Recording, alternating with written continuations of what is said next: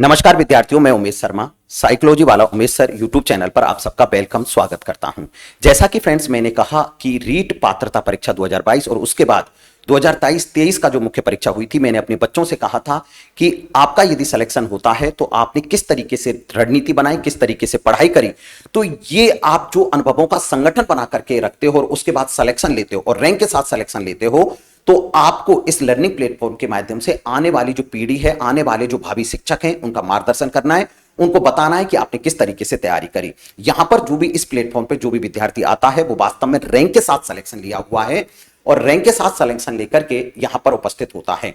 आपने यदि इस वीडियो को ध्यान से देख लिया, अच्छी तरीके से देख लिया और वास्तव में पंकज शर्मा को आपने ध्यान से सुना, तो आपका मैं इतना तो कह सकता हूं कि आपका सिलेक्शन यानी कि सिलेक्शन वाले पाले में आप जरूर पहुंच जाओगे। ठीक है, रैंक का तो मैं नहीं कह सकता। रैंक यदि आपने मेहनत करी, लगातार रणनीति के हिसाब से पढ़ाई करी और पढ़ने के तरीके बदले, तो सच में आपकी रैंक भी कवर होगी। मेरे साथ एक बहुत बड़ा प्यारा बच्चा है, बहुत क्यूट सा बच्चा है और उसका नाम है पंकज शर्मा। ठीक है, ये स्पेशल एजुकेशन एसटीसी किए हुए है और एसटीसी करके अभी थर्ड ग्रेड मुख्य परीक्षा 2023 के अंतर्गत इनका हाल ही में सिलेक्शन हुआ है और पूरे भरतपुर के अंतर्गत 5वीं रैंक के साथ सिलेक्शन हुआ है। इनके टोटल मार्क्स हैं 193, 193 अंक हैं और इनकी जो कट ऑफ गई है वो 164 गई है। ठीक है, हम सब पंकज शर्मा से बात करेंगे और पंकज शर्मा से आपको बहुत कुछ सीखने को मिलेगा। ठीक है, तो पंकज, आपका इस लर्निंग प्लेटफॉर्म पर आपका बहुत बहुत स्वागत है। पंकज, मैं आपसे ये जानना चाहता हूं कि आपकी जो प्राथमिक एजुकेशन है, प्राथमिक एजुकेशन से लेकर के आपकी ऊपर की एजुकेशन तक यानी कि एसटी तक कहां से किस तरीके से की, ये विद्यार्थियों को आप बताएं। Thank you sir. इस लर्निंग प्लेटफॉर्म पर आने के लिए, लाने के लिए आपका बहुत बहुत आभार और धन्यवाद। मैं इस प्लेटफॉर्म पर आया हूं, वो भी बस आपकी वजह से आया हूं। जी सर, और मैंने अपनी प्राथमिक एजुकेशन भरतपुर से की थी, जो फर्स्ट क्लास से 12th क्लास तक भरतपुर में ही पढ़ा हूँ और जो मैंने स्पेशल एजुकेशन की जो एसटीसी की है वो जयपुर से की है। बहुत बढ़िया। पंकज, मुझे ये बताओ कि आपका फैमिली बैकग्राउंड कैसा है? मतलब एक तो बहुत ज्यादा पैसे वाले हो या किस तरीके का है, घर में कौन है, कमाते कौन है, वो एक बार बता दो। जी सर, पापा जी हैं, मम्मी जी हैं। पापा जी किसान हैं और सर खेतीबाड़ी करते हैं बस, और तो कुछ नहीं ऐसा। अच्छा, गरीबी है। ठीक है पंकज, मैं ये कह रहा हूं कि मैं एक चीज बता देता हूं कि पंकज, आपने बहुत अच्छी तरीके से रैंक के साथ आपने कवर किया है, आपने सिलेक्शन लिया है। वास्तव में जो विद्यार्थी मेरा इस तरीके से रैंक के साथ सिलेक्शन लेता है और सिलेक्शन लेकर के आता है, मुझे बड़ी खुशी होती है। पंकज, इस लर्निंग प्लेटफॉर्म के माध्यम से विद्यार्थियों को आप ये बताओ कि वास्तव में आपने जो सिलेक्शन लिया है उसके लिए किस तरीके से रणनीति बनाई, पढ़ने का तरीका क्या रखा, क्योंकि 2022 में आपकी पात्रता परीक्षा हुई, पात्रता परीक्षा में कैसे पढ़ाई करी, उसके बाद आपने मुख्य परीक्षा के लिए क्या रणनीति बनाई, उसका एक बहुत सरल शब्दों में, चूंकि विद्यार्थी भी जानना चाहते हैं, जिससे कि आने वाले जो नए शिक्षक हैं, जो भावी शिक्षक हैं, उनको बेनिफिट हो सके, उनको फायदा हो सके। तो आप पात्रता परीक्षा से बता दें कि किस तरीके से पढ़ाई करें। सर, मैं आप पात्रता परीक्षा से पहले से ही मैं आपसे जुड़ा हुआ हूं और आपने जो साइकोलॉजी पढ़ाई थी पात्रता परीक्षा से पहले से ही, मैं उसमें बहुत अच्छा कर चुका था साइकोलॉजी में। और जैसे ही पात्रता परीक्षा हुई उसमें मेरे 117 नंबर आए थे। ओ, बहुत बढ़िया। और उसके बाद में जो आपने मेंस की तैयारी कराई थी, तो उसमें भी साइकोलॉजी तो पहले से ही अच्छी हो चुकी थी आपकी वजह से। ठीक। और उसके बाद में फिर आपका शैक्षिक परिदृश्य कराया था आपने और शिक्षण विधियां कराई थी, जिससे कि उसमें और भी ठीक ठाक होने लगा। और उसके बाद में मैंने जीके अपने थ्योरी के नोट्स बनाए हुए थे और आपका जो टेलीग्राम चैनल था उस पे क्या आप क्विज चलाया करते थे। तो पहले आप टॉपिक डाल दिया करते थे कि आज इस चीज का टेस्ट होगा, इस टॉपिक का, तो वो क्या टॉपिक में पहले ही पढ़ लिया करता था और उस टॉपिक के पढ़ने के बाद में आप टेस्ट सीरीज या क्विज देते थे, तो इस क्विज को सॉल्व करता था। बहुत बढ़िया, बहुत बढ़िया। पंकज, मैं ये कह रहा हूँ कि मतलब जैसे एग्जाम में, जैसे ही बच्चे एग्जाम में जाते हैं तो बड़े घबराए हुए रहते हैं कि सिलेक्शन होगा या नहीं होगा, क्या होगा, इतनी तैयारी करिए या कैसे सिलेक्शन होगा, नेगेटिव मार्किंग भी होती है। तो पंकज, मुझे ये बताओ कि आपने कभी पहले भी पेपर दिया था क्या? मतलब पहले भी कोई चीज का एक आध पेपर दे चुके हो? नहीं सर, ये मेरा फर्स्ट अटेम्प्ट था। पहला ही एग्जाम। बहुत बढ़िया। तो पंकज, मैं ये कह रहा हूँ कि जब जैसे एग्जाम हॉल में जाते हैं तो बच्चे बड़े डरे हुए रहते हैं, सिलेक्शन होगा या नहीं होगा, किस तरीके से होगा, तो आपने इमोशंस को कैसे कंट्रोल रखा? सर, अगर जैसे तैयारी कंफर्म हो जाती है कि सही है मेरी तैयारी, तो कॉन्फिडेंस अपने आप ही आ जाता है और कॉन्फिडेंस होगा तो इमोशंस तो अपने आप ही दूर रहेंगे। ठीक है। तो इसकी वजह से क्या अपने आप कॉन्फिडेंस आएगा, उसी के हिसाब से ना तो आप नेगेटिव मार्किंग कर पाओगे और अपना पेपर भी सही ढंग से कर पाओगे। बहुत पंकज, मैं ये कहना चाहता हूं कि जो विद्यार्थी तैयारी कर रहे हैं, वास्तव में ये बच्चे ये जानना चाहते हैं कि एग्जाम से 5-6 दिन पहले पढ़ने का तरीका क्या होना चाहिए। मतलब 5-6 दिन पहले एग्जाम है आपका, जैसे मान के चलो 5 दिन बाद, 5 दिन पहले आपने किस तरीके की रणनीति बनाई कि मैं इस तरीके से ऐसे ऐसे पढ़ता हूं और इस 5 दिन को कवर करता हूं। मतलब जी सर, अब हमको ये सिस्टम रहता है कि 5 दिन में हमको पूरा कोर्स कैसे कंप्लीट करना है। अच्छा अच्छा। तो 5 दिन में पहले आप रणनीति बनाएंगे कि हमको एक सब्जेक्ट क्लियर करना है। तो एक सब्जेक्ट के लिए ये तो नहीं कि पूरी कॉपी एक साथ पढ़ डालेंगे, तो उसके लिए शॉर्ट नोट्स बनाएं। जो अपने को लगे कि ये चीज स्पेशल है तो इसको अलग से लिख लें पहले से ही कि हमको लास्ट टाइम में ये पढ़ना है। तो आप लास्ट टाइम में उसे ही पढ़ोगे तो उससे पूरी चीज ध्यान में आ जाएगी। ऐसे ही साइकोलॉजी का करो और ऐसे ही सब चीज का करना चाहिए, जिससे क्या है लास्ट टाइम में प्रॉब्लम नहीं आती है। बिल्कुल, बहुत बढ़िया। मतलब पंकज, आप ये कहना चाहते हो, एक बात से मैं बहुत अच्छा लगा, और मैं बच्चों को ये भी बोलना चाहूंगा कि आप नोटेड भी करें। पंकज ने एक बात बोली है कि जो आप लगातार पढ़ रहे थे, तो आप पढ़ने के साथ साथ आपको जो चीजें अच्छे से कवर नहीं हो रही, जो चीजें आपको याद नहीं रह रही, उनको पहले से ही एक छोटी सी डायरी में उनके शॉर्ट नोट्स बनाएंगे। जैसे 5 दिन का समय आएगा तो उन 5 दिन के अंतर्गत आपको जो याद नहीं है, उन शॉर्ट नोट्स को आप उनको बार बार पढ़ेंगे। तो उससे क्या होगा कि आपको और चीजें तो पहले से याद हैं, बाकी की जो चीजें आपको याद नहीं है, उन 5 दिन के अंतर्गत आप आसानी से शॉर्ट नोट्स के माध्यम से आप उनको पढ़ सकते हो। एग्जाम के टाइम पे बच्चों को बोला जाता है कि मैं हमेशा एक चीज बोलता हूं कि आपको बहुत ज्यादा प्रैक्टिस करनी है। मतलब लगातार प्रैक्टिस करो, क्वेश्चन निकालो। तो उनका कितना बेनिफिट मिलता है? जी सर, जितना क्वेश्चन हम निकालेंगे उससे उतना ही बेनिफिट मिलेगा। जैसे कि हमने कोई टॉपिक कर लिया, जैसे जीके का ले लिया, कोई भी टॉपिक ले लिया, आपने वो टॉपिक कर लिया, आज टॉपिक क्लियर किया। ठीक है। टॉपिक क्लियर करने के बाद में आपने 5 दिन तक वो टॉपिक छोड़ दिया, तो टॉपिक छोड़ने के बाद में फिर वो टॉपिक पीछे रह जाता है, भूल जाते हैं। अब जैसे ही हम जैसे आज किया, फिर 2 दिन बाद में फिर वो टॉपिक किया, तीसरे दिन छोड़ के फिर चौथे दिन वो टॉपिक किया, तो वो टॉपिक क्या है माइंड में सेट हो जाता है। तो ऐसे क्या है, वो कोई भी टॉपिक पीछे नहीं छोड़ना है, साथ साथ लेके चलने हैं। और प्रैक्टिस कितनी जरूरी है? क्वेश्चंस क्या है?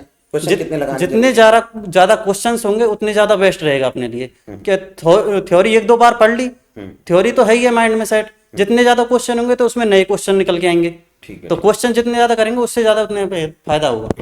पंकज, मैं ये जानना चाहता हूं कि जैसा कि अभी बताया कि आपने ये पहला एग्जाम था कि मेरा तो सर ये पहला ही एग्जाम था, तो मतलब मुझसे कैसे मिले? मतलब मेरी क्लासेस आपको कैसे मिल गई? जी सर, मैं क्या एक दिन यूट्यूब पे सर्च कर रहा था और एक मेरा फ्रेंड भी था जो उसने बताया था आपके बारे में।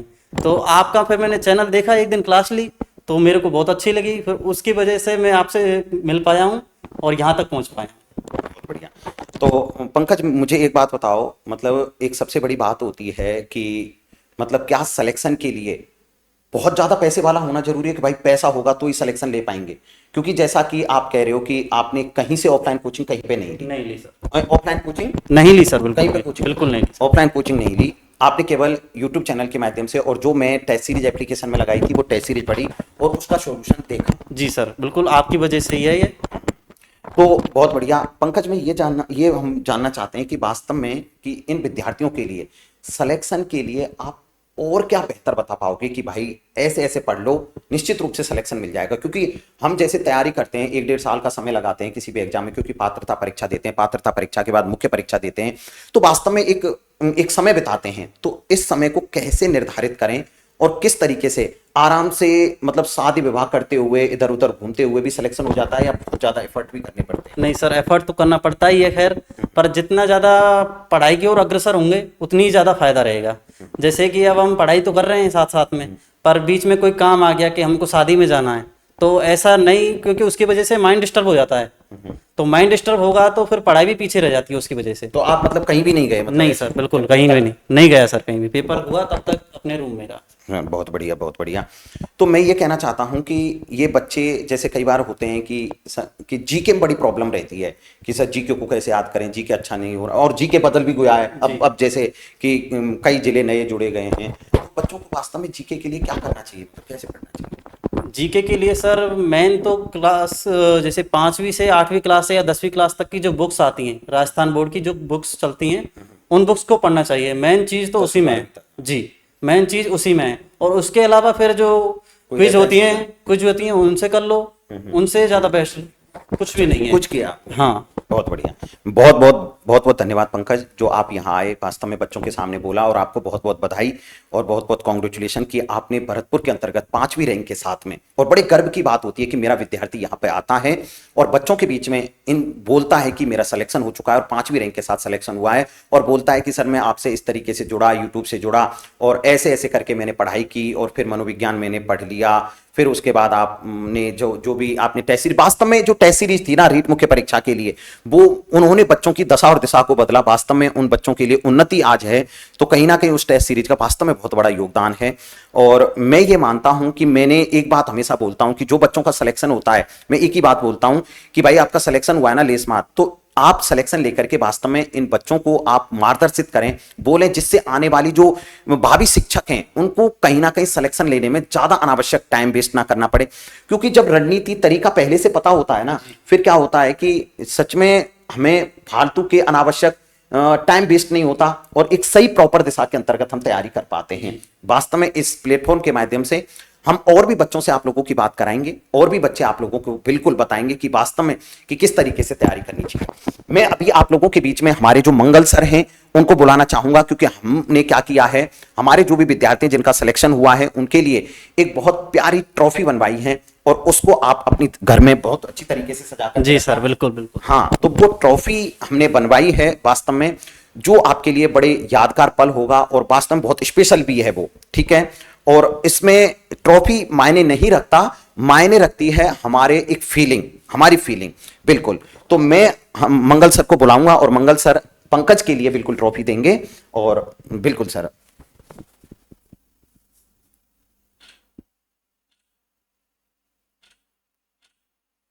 बिल्कुल। मंगल सर क्या प्रश्न करना चाहोगे पंकज से, आप ये बताओ। बहुत प्यारा बच्चा लगा है। अभी क्या है सर, एक तो एज नहीं है, छोटा बच्चा है, केवल फर्स्ट में सिलेक्शन हुआ है, एसटीसी के अंतर्गत सिलेक्शन हुआ है, ठीक है, पहला अटेम्प्ट है और पहली अटेम्प्ट में सिलेक्शन हो गया। और पहली बात तो सर इनको एक आप बहुत प्यारी सी बधाई दे दें कि ये रुके नहीं और मेहनत करते रहें लगातार।